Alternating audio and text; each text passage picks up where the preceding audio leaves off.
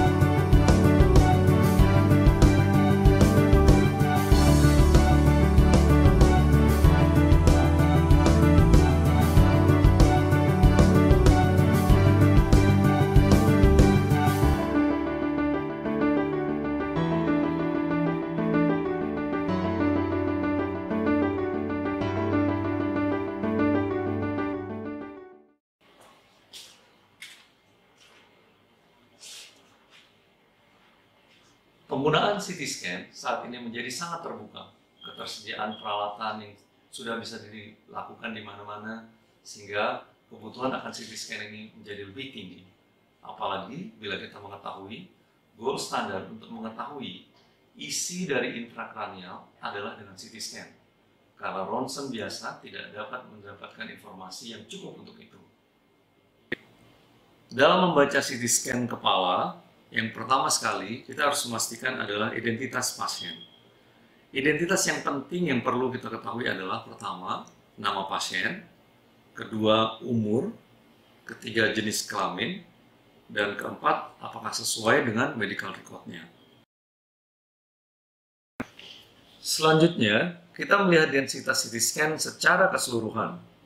Referensi densitas yang kita gunakan adalah dalam bagian otak, semua densitas yang sama dengan bagian otak disebut isodense. Bagian yang densitasnya lebih tinggi kita sebut hyperdense, dan bagian yang lebih rendah densitasnya itu disebut hypodense.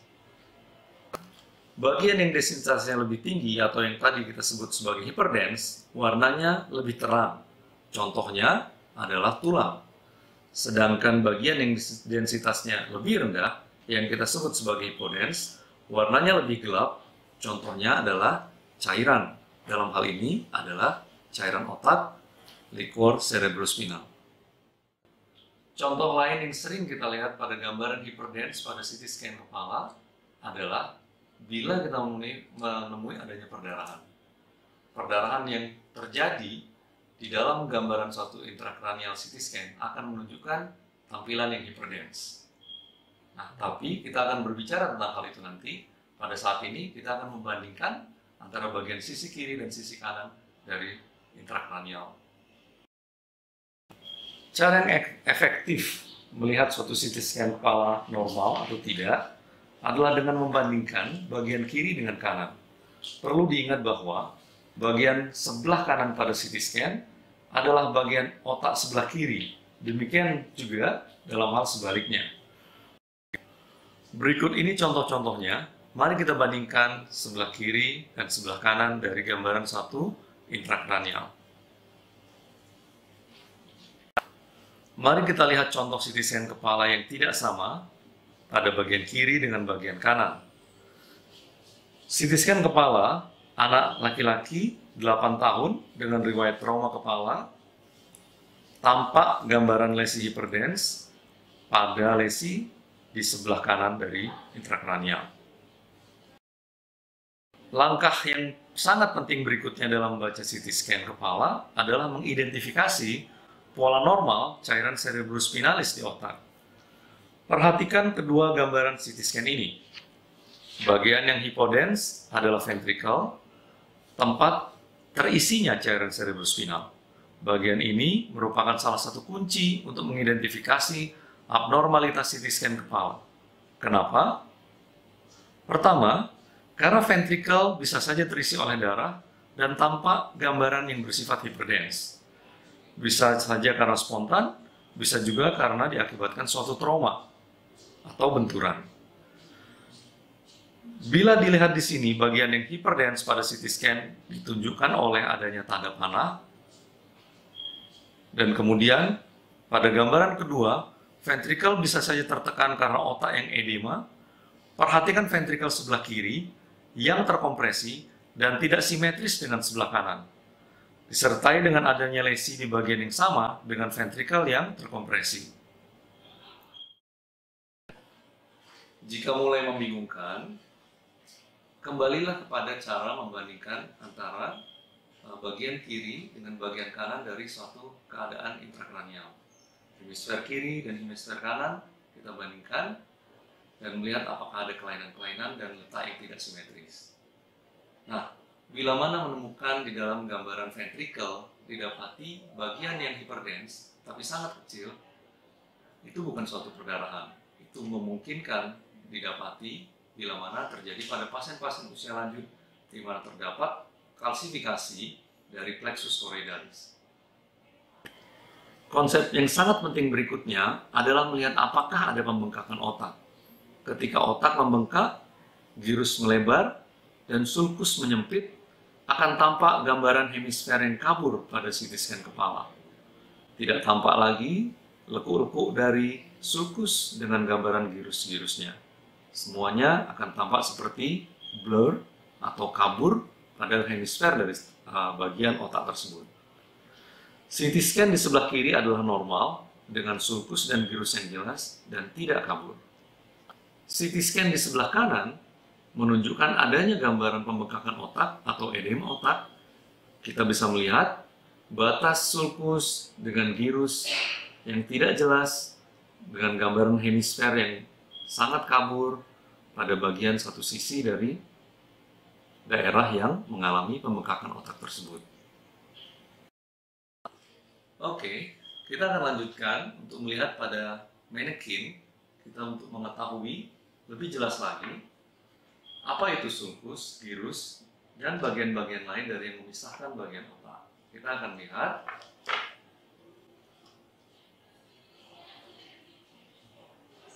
sulcus seperti yang kita ketahui itu adalah bagian satu celah yang memisahkan antara girus-girus di bagian otak. Ini adalah sulcus yang seperti celah, dan ini adalah girusnya. Ya. Dan kita bisa melihat ada sulcus-sulcus yang sangat terkenal seperti sulcus centralis yang memisahkan antara bagian otak frontal dengan bagian otak parietal. Kemudian kita bisa melihat di sini ada yang disebut fissure. Fissure itu adalah yang membedakan atau membuat pemisahan antara bagian-bagian otak. Kita bisa melihat ada fisura intrahemisferik, jadi ini hemisfer sebelah kanan, ini hemisfer sebelah kiri, dia terpisahkan oleh fisura intrahemisferik ini.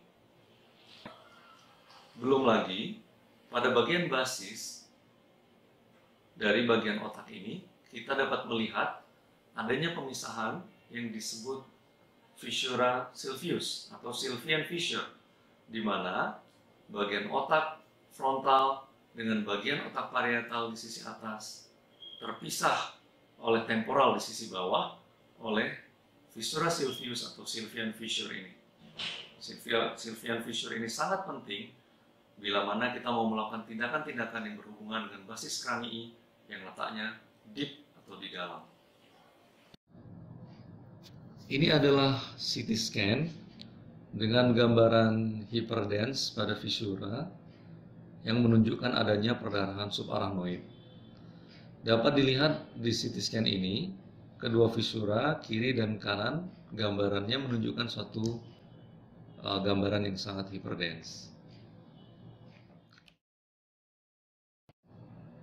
Kemudian kita lanjutkan pada sisterna.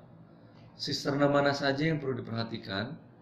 Perhatikan sisterna suprasellar, interpedicularis, ambiens, dan sisterna quadrigeminal.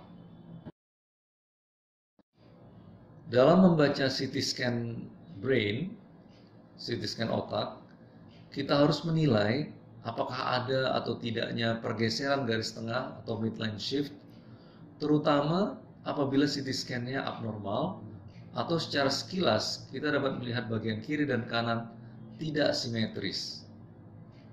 Midline pada CT scan diasumsikan sebagai garis khayal dari valve cerebri anterior ditarik lurus ke arah posterior.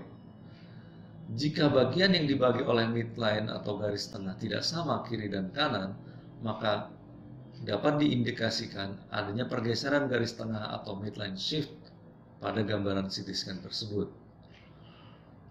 Foto CT scan yang nomor pertama ini menunjukkan bagian kiri dan kanan yang dibagi oleh garis khayal pada posisi yang sama, simetris pada kiri dan kanan.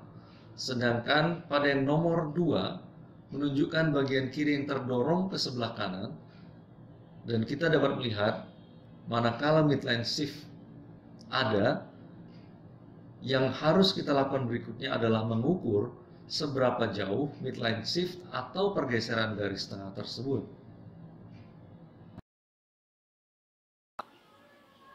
Nah, kita sangat penting untuk mengetahui bagian-bagian dari otak atau yang kita sebut sebagai lobus. Seperti yang setelah saya sebutkan sebelumnya, lobus bagian depan ini adalah lobus frontal. Lobus frontal sisi kanan, lobus frontal sisi kiri. Dan bagian di belakang lobus frontal itu adalah parietal. Parietal sebelah sisi kanan dan parietal sisi kiri. Antara lobus frontal dengan parietal, seperti kita ketahui sebelumnya, dipisahkan oleh satu sulcus yang namanya sulcus centralis. Nah, bagaimana dengan sisi basis atau sisi temporal? Temporal itu dipisahkan oleh lobus frontal dan lobus parietal melalui satu Sylvian fissure yang tadi sudah dijelaskan. Ini adalah lobus temporal yang mengisi dari bagian basis krani, fossa bagian median. Nah, bagaimana dengan bagian belakang? Bagian belakang kita akan melihat di sini ada occipital, occipital kanan, dan occipital kiri. Dan seperti kita ketahui sebelumnya, dia dipisahkan oleh visura interhemisferik di tengahnya. Selanjutnya dalam menilai bone window atau tepi tulang, kita dapat melihat slice yang disebut bone window pada CT scan kepala tersebut. Pada bone window kita menilai bagian tulang, terutama pada CT scan dengan trauma kepala, kita melihat apakah ada gambaran fraktur atau garis fraktur yang lazimnya tulang itu intak, tidak memiliki garis fraktur, tetapi apabila terjadi diskontinuitas pada gambaran garis tulang pada bone window tadi, maka kita dapat menyimpulkan adanya suatu fraktur pada tulang kepala atau kranium.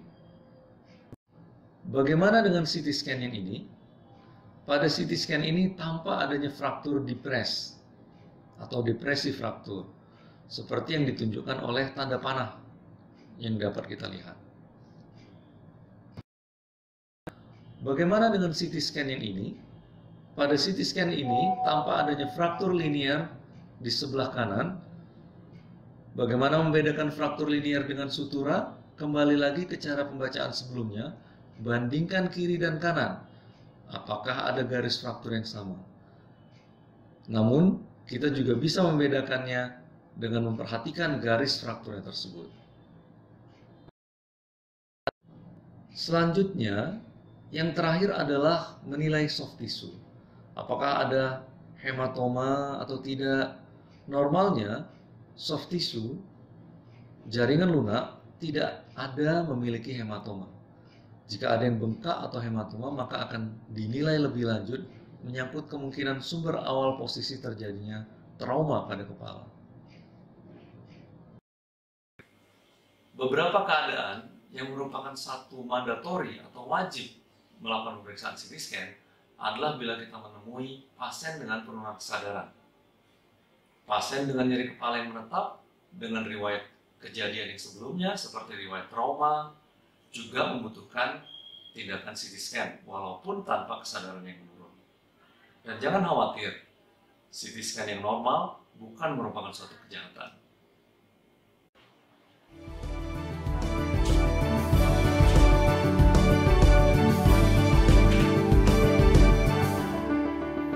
Demikianlah cara membaca CT scan kepala yang efektif.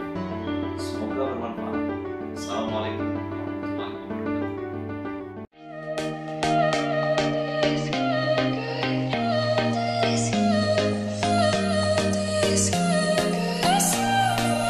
Wait for me. Keep watching you when you